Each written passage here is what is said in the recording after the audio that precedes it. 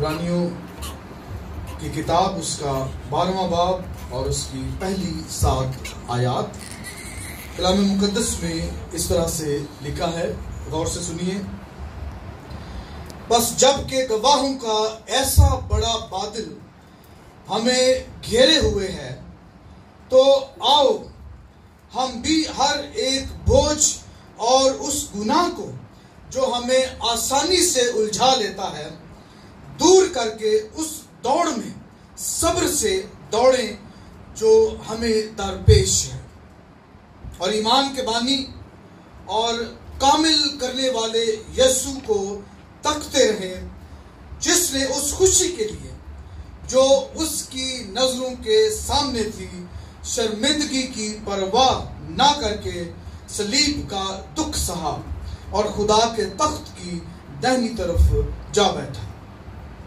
بس اس پر غور کرو جس نے اپنے حق میں برائی کرنے والے گنہگاروں کی اس قدر مخالفت کی برداشت کی تاکہ تم بے دل ہو کر ہمت نہ ہارو۔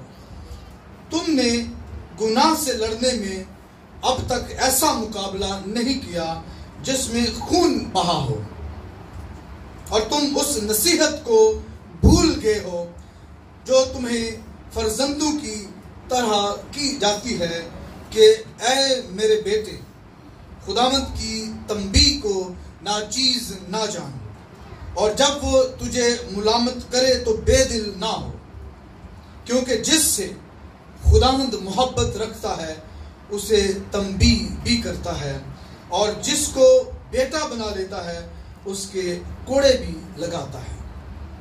تم جو کچھ دکھ سہتے ہو وہ تمہاری تربیت کے لیے ہے، خدا فرزند جان کر تمہارے ساتھ سلوک کرتا ہے۔ وہ کون سا بیٹا ہے جسے باپ تنبیہ نہیں کرتا؟ کلام مقدس کے پڑھے اور سنے جانے پر اس کی برکت ہو، آمین۔ ہماری کلیسیا کے لوگ بیشتر اس بات کو جانتے ہیں کہ ہم عبرانیوں کے خط کا مطالعہ کر رہے ہیں، اور آج ہم 12ویں باب تک پہنچے ہیں۔ عبرانیوں کا خط ان کتابوں میں سے ایک کتاب ہے جو بہت زیادہ نظر انداز کی جاتی ہے۔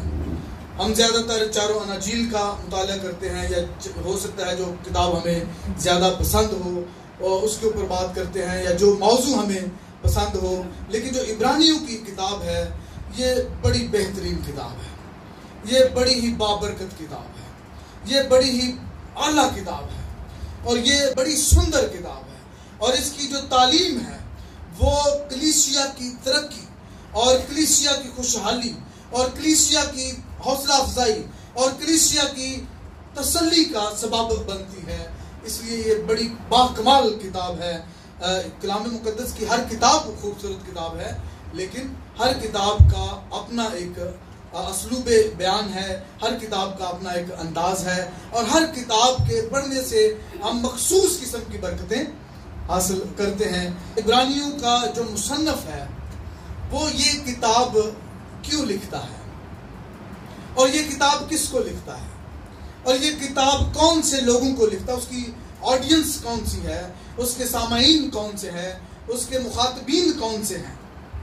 یہ وہ لوگ ہیں جو عبرانیوں سے یعنی یہودیوں سے مسیحت میں آئے، اور 3 وجوہات کی بنا پر اور پھر ان وجوہات کی نتائج کی بنا پر مصنف ان کو یہ خط لکھتا ہے، اور بڑا ضروری تھا ان کو یہ خط لکھنا۔ پہلی وجہ جو خط لکھنے کی یہ ہے، عبرانیوں کی کلیسیا اظہار ثانی میں سے گزر رہی تھی، کیونکہ جب وہ مسیحت کو قبول کرتے ہیں تو پھر انہیں اظہار ثانی کا سامنا کرنا پڑتا ہے۔ دوسری وجہ، عبرانیوں کی کلیسیا، عبرانیوں کے لوگ جو مسیحت میں آئے وہ غربت کا شکار تھے، وہ غربت میں سے گزر رہے تھے، کیونکہ انہیں سب کچھ چھوڑ چھاڑ کر مسیحت میں آنا پڑا۔ تو ایک یہ بھی وجہ تھی کہ مصنف کو یہ خط لکھنا پڑا ان کو۔ تیسری اہم وجہ ان کو ریجیکشن کا، مسترد کیے جانے کا بھی سامنا تھا۔ کی وجہ سے مصنف کو یہ خط ان کو لکھنا پڑا تاکہ ان کی حوصلہ افزائی کی جائے. لیکن ان تینوں وجوہات کے دو نتائج جو ہیں وہ سامنے آ رہے تھے.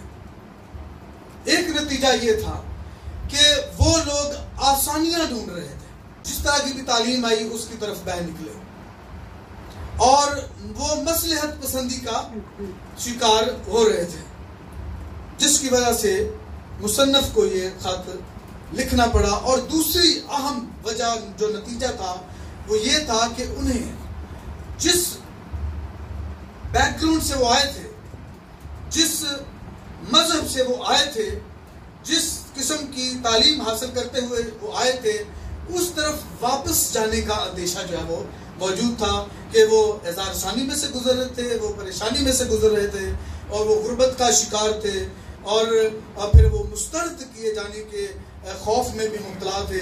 تو وہ پھر سوچا کہ ہم واپس چلتے ہیں. کوئی پریشانی نہیں تھی، کوئی مصیبت نہیں تھی، کوئی دکھ نہیں تھا، کوئی غربت نہیں تھی، مسائل نہیں تھے، بڑے اچھی زندگی بسر کر رہے تھے. تو کیوں نہ واپس لوٹ جایا جائے، کیوں نہ واپس ہم چلے جائیں. اور لوگ ان کو ویلکم کرنے کے لیے تیار تھے، اور بہت ساری مثالیں ان کے سامنے رکھتا ہے، اور وہ ان کو کہتا ہے، ان کو وہ یہ باور کرواتا ہے کہ جس شخصیت کے لیے، جس خدا کے لیے تم نے سارا کچھ چھوڑا ہے اور سب کچھ برداشت کر رہے ہو، تمہاری نظریں اب اس کے اوپر لگی رہنی چاہیے، تمہارا فوکس وہی شخصیت ہونی چاہیے، اور ادھر ادھر کے مسائل میں جو ہے وہ جانے کی بجائے تمہاری نظریں خدا پر، مسیح یسوع کے اوپر، جو فرشتوں سے بھی افضل ہے، جو موسیٰ سے بھی افضل ہے، جو ہارون سے بھی افضل ہے، جو کہانت کے پورے سسٹم اور نظام سے بھی افضل ہے، اور جو ملک صدق کے طور پر کاہن، بادشاہ بھی ہے اور کاہن بھی ہے، اور جس نے تم لوگوں کے لیے اپنی جان دی، اپنا خون بہایا اور تمہیں خریدا ہے، اب تمہیں اس کو نظر انداز کر کر واپس لوٹ جانے کا نتیجہ جو ہے وہ اس سے بھی کہیں بھیانک ہو سکتا ہے جو تم فیس کر رہے ہو، جس کا تم سامنا کر رہے ہو. اور پھر جب ہم 11ویں باب میں پہنچتے ہیں تو مصنف ایک بڑے مجمع، ایک بڑے لشکر، ایک بہت بڑے تعداد میں لوگوں کا ذکر کر کے، ایمان کے سورماؤں کا ذکر کر کے ان کو مثال کے طور پر ان کے سامنے پیش کرتا ہے. اور ہابل کا، ہنوک کا، نوح کا، اور ابراہیم کا، اسحاق کا، یعقوب کا، یہ سارے وہ ایمان کے سورما ہیں. اور بہت سارے لوگوں کا وہ بھی ذکر نہیں کرتا، اتنا وہ کہتا ہے کہ اتنا وقت نہیں ہے کہ میں اس کا بھی ذکر کروں، اس کا بھی کروں، اس کا بھی کروں، اس کا بھی نام لوں، اس کا بھی نام لوں. اتنا وقت نہیں ہے. اب یہ جو میں نے نام دیے ہیں، یہ جو اگزامپلز میں نے دیے ہیں، جو میں نے مثالیں تمہارے سامنے رکھی ہیں، یہ جو ایمان کے سورماؤں کے سامنے کا جو حالات ہیں میں تمہارے سامنے میں نے رکھے ہیں، ان کی طرف دیکھو. 12واں باب جو ہے وہ 11ویں باب کا کنکلوژن ہے، اس کا خلاصہ ہے. اس نے کہا کہ اب پس جب کہ گواہوں کا ایسا بڑا بادل ہمیں گھیرے ہوئے ہے.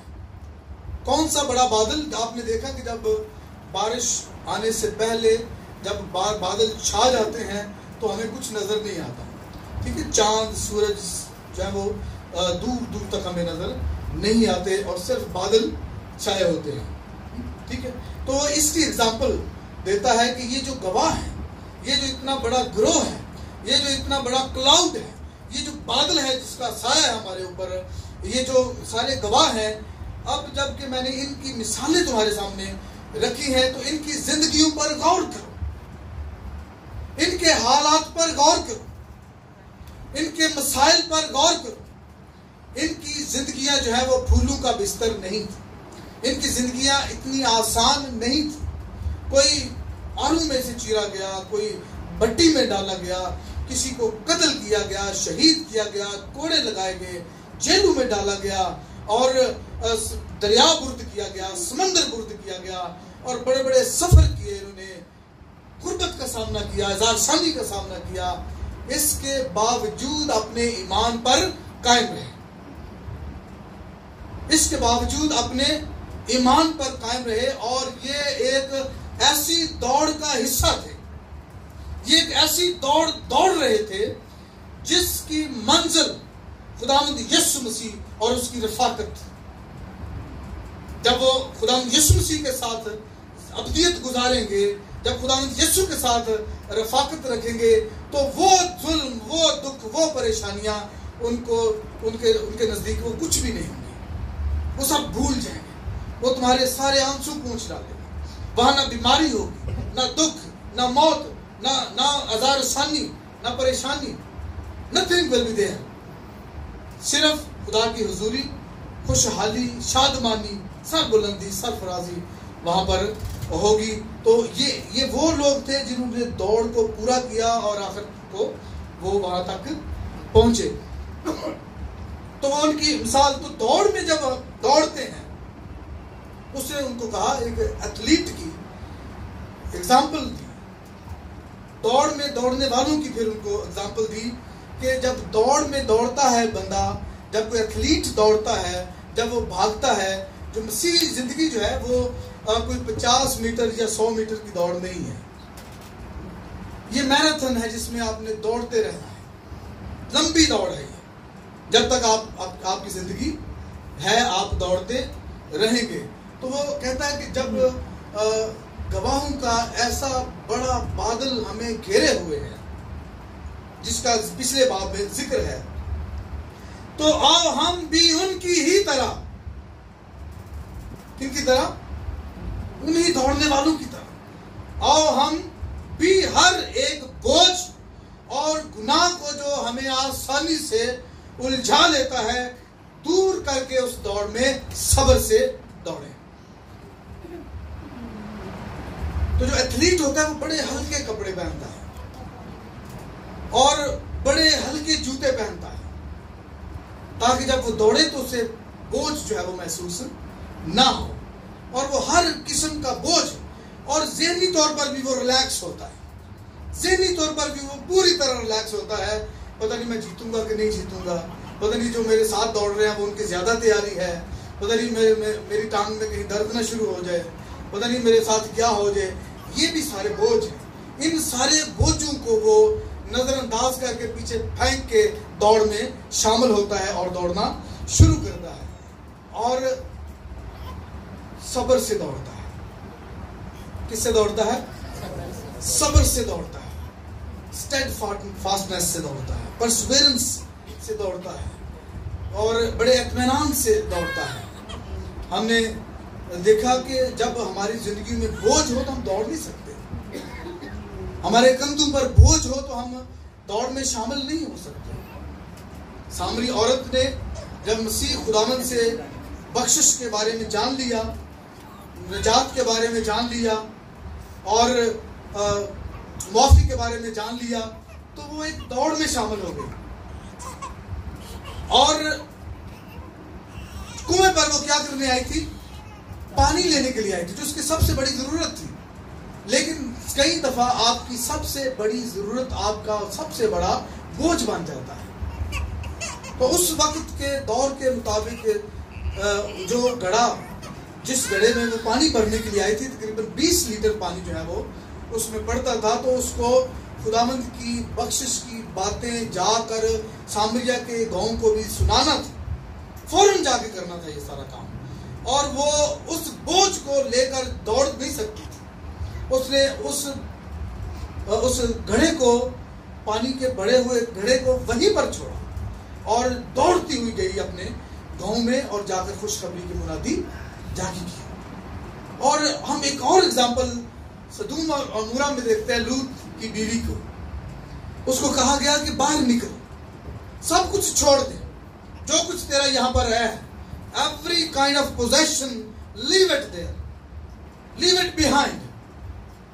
اور وہ اس کو چھوڑنے کے لیے تیار نہیں تھی، اور وہ واپس بار بار پیچھے اس کے خیالات، اس کی سوچیں، میرا فرنیچر، میرے برتن، میرا جہیز کا سامان، میرا سونا، میرا چاندی، اس کو میں کیسے چھوڑ سکتی ہوں؟ اور اس نے اس کو نہ چھوڑنے کا انتخاب کیا، اور پھر وہ آگے نہ بڑھ سکی، وہ اس دوڑ میں شامل نہ ہو سکی. وہ اس دوڑ کا حصہ نہ باندھ سکی جس میں اس کو دوڑنا چاہیے تھا، اور وہ وہاں پر نمک کا ستون بن گئی. کیوں؟ کیونکہ وہ اپنے اس بوجھ کو چھوڑنا نہیں چاہتی تھی، اپنی ضروری چیزوں کو چھوڑنا نہیں چاہتی تھی، اور وہ ضروری چیزیں اس کے لیے بوجھ بن گئی اور وہ دوڑ میں شامل نہ ہو سکی. عبرانیوں کا مصنف عبرانیوں کی کلیسیا کو یہ تنبیہ کر رہا ہے کہ جب تم دوڑ میں شامل ہو گئے تو پھر ہر طرح کے بوجھ سے آزاد ہو کر دوڑو، اور اس دوڑ میں صبر سے دوڑو جو تمہیں درپیش ہے. اسٹیڈفاسٹنس، پرسیورنس، اور جو صبر کا جو لفظ ہے اس کے لیے جو گریک ورڈ ہے، جو یونانی کا لفظ ہے ہیوپوم نے ایسے پودے کے لیے استعمال ہوا ہے جو آندھی اور طوفان اور بارش میں بھی کھڑا رہتا ہے. پانی بھی اس کے اوپر سے گزرتے ہیں، ہوا بھی تیز چلتی ہے، آندھی بھی چلتی ہے، لیکن وہ کھڑا رہتا ہے. ہیوپوم نے اس مقصد کے لیے بھی استعمال ہوتا ہے کہ آپ کے اوپر جو ایلیفنٹ ہے، جو ہاتھی کا پاؤں پڑا ہے، لیکن آپ اف تک نہیں کرتے اور آپ صبر سے اس بوجھ کو برداشت کرتے ہیں اور پھر آگے بڑھ جاتے ہیں. جو ایسی دوڑ جس میں صبر شامل ہے. تو یہ جو لوگ تھے یہ آسانیاں ڈھونڈ رہے تھے، یہ مصلحت پسندی کا شکار ہو رہے، جس طرح کی بھی تعلیم آ رہی تھی اس کو قبول کر رہے تھے اور قربانیاں کرنے کے لیے تیار تھے، اور کہانت کے نظام کو پھر سے اپنے کلیسیا میں لاگو کرنے کے لیے تیار تھے کہ شاید اس سے ہماری زندگی آسان ہو جائے. اور پھر کچھ لوگ واپس جا چکے تھے، کچھ جانے کا ارادہ رکھتے تھے، کچھ تیاری کر رہے تھے، کچھ سوچ رہے تھے کہ اچھا واپس چلتے ہیں، ساری پریشانیوں سے ہم بچ جائیں گے. لیکن عبرانیوں کا مصنف کہتا ہے کہ یہ جو مشکلات ہیں، یہ جو دکھ ہیں، یہ جو تکلیفیں ہیں، یہ تمہاری تربیت کے لیے ہے. کیونکہ جب ایک شخص، ایک ایتھلیٹ جو ہے وہ دوڑتا ہے تو وہ مشق کرتا ہے، وہ بڑی ایکسٹینسو ایکسرسائز کرتا ہے، وہ دن رات محنت کرتا ہے، وہ دوڑنے سے پہلے دوڑتا ہے، وہ اس کا پسینہ بہتا ہے، اس کو چوٹ بھی لگتی ہے، وہ تھک بھی جاتا ہے، اور اس کے باوجود جب وہ دوڑ میں شامل ہوتا ہے تو وہ پھر آسانی سے اس کو دوڑ لیتا ہے. تو اس لیے وہ کہہ رہے کہ یہ سارا کچھ جس کا تم سامنا کر رہے ہو، یہ مشکلات ہیں، دکھ ہیں، تکلیفیں ہیں، یہ تمہاری تربیت کا حصہ ہے، اور یہ تمہاری تربیت کے لیے ہیں جن دکھوں کو تم سہتے ہو. اور پھر یہ بھی دیکھو کہ خدا تمہارے ساتھ ہے، خدا جس کے اندر ایک باپ کا دل ہے، He has a father's heart، اور وہ تمہارا باپ ہے. اور کون سا باپ ہے جو اپنے بیٹے کو، اپنے بچوں کی تنبیہ نہیں کرتا؟ کون سا باپ ہے جو اپنے بچوں کو نہیں ڈانٹتا؟ کون سا باپ ہے جو اپنے بچوں پر چیختا چلاتا نہیں ہے؟ میں تو بہت چیختا چلاتا ہوں، کیونکہ میں ایک باپ ہوں، اور میری یہ کوشش ہے کہ میرے بچے جو ہیں وہ اچھی تربیت حاصل کریں، اچھی زندگی بسر کریں، گناہ سے مبرہ زندگی بسر کریں، اچھے حالات کو حاصل کرنے کے لیے برے حالات میں سے بھی صبر کے ساتھ گزر کے آگے بڑھیں. تو کون سا باپ ہے جو اپنے بچوں کی تنبیہ نہیں کرتا؟ تو اگر آج میں ان کی تنبیہ نہ کروں، آج میں ان کی تربیت نہ کروں، تو آئندہ آنے والی زندگی میں اس کا یہ سامنا نہیں کر پائیں گے، اور یہ پانی میں جس طرف پانی جائے اس طرف بہہ نکلیں گے، جس طرف ہوا چلے گی اس طرف چل پڑیں گے. اور مسیحی زندگی کیا ہے کہ طوفانوں سے بچنے کی کوشش نہیں کرنی، شیلٹرز نہیں ڈھونڈنے، بلکہ ان میں سے گزرنا ہے. جب تو قابو میں سے گزرے گا تو میں تیرے ساتھ ہوں. جب تو بچنے کی کوشش کرے گا تو پھر مجھ سے کوئی توقع نہیں رکھنی. جب تو ندیوں کو عبور کرے گا، تو جب ویٹ کرتا رہے کہ جی میں کوئی پل ڈھونڈوں، میں کوئی ایسا طریقہ کار کروں کہ مجھے اس میں سے گزرنا نہ پڑے، آگ میں سے بھی گزرنا پڑے گا. تو جب ان سے بچنے کی انسان کوشش کرتا ہے، یہی ہے مصلحت پسندی، یہی ہے آسانیاں ڈھونڈنے والی بات جو عبرانیوں کی کلیسیا جن کو اس بات کا سامنا تھا کہ ہم آسانی سے آگے بڑھ جائیں، ہمیں کچھ بھی نہ کرنا پڑے اور ہم یہ چیز حاصل کریں. ایسا نہیں ہوتا، ایسا نہیں ہو سکتا، کیونکہ کوئی کچھ بھی حاصل کرنے کے لیے، منزل تک پہنچنے کے لیے، نشان تک پہنچنے کے لیے مشکلات میں سے گزرنا پڑتا ہے. जान फशानी करना पड़ती है, पसीना बहाना पड़ता है, कभी कभी लहू भी बहाना पड़ता है, जख्म भी खाने पड़ते हैं, कोड़े भी खाने पड़ते हैं, तकलीफों को भी सहना पड़ता है, नफरत का भी बर्दाश्त करना पड़ता है, और दूसरों की क्रिटिसिज्म है उसका भी सामना करना पड़ता है। हर चीज में से मैं जाती तौर पर गुजरा हूँ और गुजर भी रहा हूँ, लेकिन नजरें खुदावंद यीशु पर हैं, उस मंजिल पर हैं, उस निशान की तरफ है जिसकी निशानदही पौलुस रसूल फिलिपियों के खत में करता है, और इब्रानियों का खत जो है का मुसन्निफ जो है वो पूरी इब्रानियों की किताब में जिक्र करता है कि अपने कामिल करने वाले को तकते रहो। किसको तकते रहो? अपने कामिल करने वाले को तकते रहो। और हमारा कामिल करने वाला कौन है? खुदावंद यीशु मसीह। और उसने कहा कि तुमने अब तक ऐसा मुकाबला नहीं किया जिसमें खून बहा हो, और वो अब खुदावंद यीशु मसीह को एक उत्तम मिसाल के तौर पर वो पेश करता है कि खून किसने बहाया है? तुम्हारे लिए यीशु ने, जबकि वो गुनाहगार भी नहीं था, जबकि उसको ये सारा कुछ करने की जरूरत भी नहीं थी, इसके बावजूद वो पहले इस दौड़ में दौड़ा और उसने उस दौड़ में दौड़कर जीत कर तुम्हें बताया है। और पौलुस कहता है कि ऐसे दौड़ोगे जीतो, ऐसे दौड़ो कि जीतो। और मसीही जिंदगी जो है वो आसान नहीं है, उसमें जीतने के लिए मुश्किलात में से और दुख में से गुजरना पड़ता है। और ये जहन में रखना जरूरी है कि खुदा हर लम्हा हर वक्त हालात जैसे भी, खुदा हमें कभी नहीं छोड़ता, खुदा हमारे साथ रहता है, खुदा हमारी फिक्र करता है, खुदा हमें संभालता है, खुदा हमारी ज़रूरतों को पूरा करता है, खुदा हमें मंजिल की तरफ ले जाने के लिए रास्तों को तैयार करता है, हमारे लिए मदद तैयार करता है, कभी फरिश्तों के ज़रिए से, कभी इंसानों के ज़रिए से, कभी रूह कुदस के ज़रिए से, कभी खुदा के कलाम के ज़रिए से हमारी हौसला अफजाई करता है, हमारी तसल्ली का सबब बनता है, ताकि हम इस दौड़ में पीछे मुड़कर न देखें, इस दौड़ में हम आगे बढ़ते जाएं, ताकि उसके नाम को जलाल मिले। और गवाहों का जो बादल है हर दौर में मौजूद रहता है। आज नेतन के लिए ये गवाहों का बादल है। आज क्रिश्चियन जब कर रहे हैं, इसकी क्रिश्चियन कर रहे हैं, तो क्रिश्चियन का मतलब है कि कलीसिया के सामने लेकर आना, ताकि कलीसिया इस बेबी को, इस बच्चे को, नेतन को वेलकम करे, खुश आमदीद कहे और अपने इस बदन के हिस्से में शामिल करे और फिर जिम्मेदारी भी ले।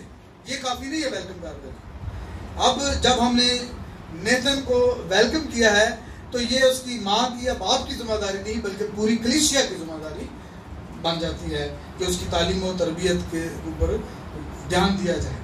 तो आज ये जो कलीसिया है, ये जो लोग हैं, हमारे बच्चों के लिए गवाही का ऐसा बड़ा बादल है। देखिए कितने लोग हैं, ये बादल है, ये गवाही का बादल है, जो हमारी आइंदा आने वाली नस्ल के लिए हम एक एग्जाम्पल के तौर पर उनके सामने मौजूद हैं। तो आज के कलाम के वसीला से खुदा आपको बहुत बरकत दे। God bless you all. खुदा आपके साथ है।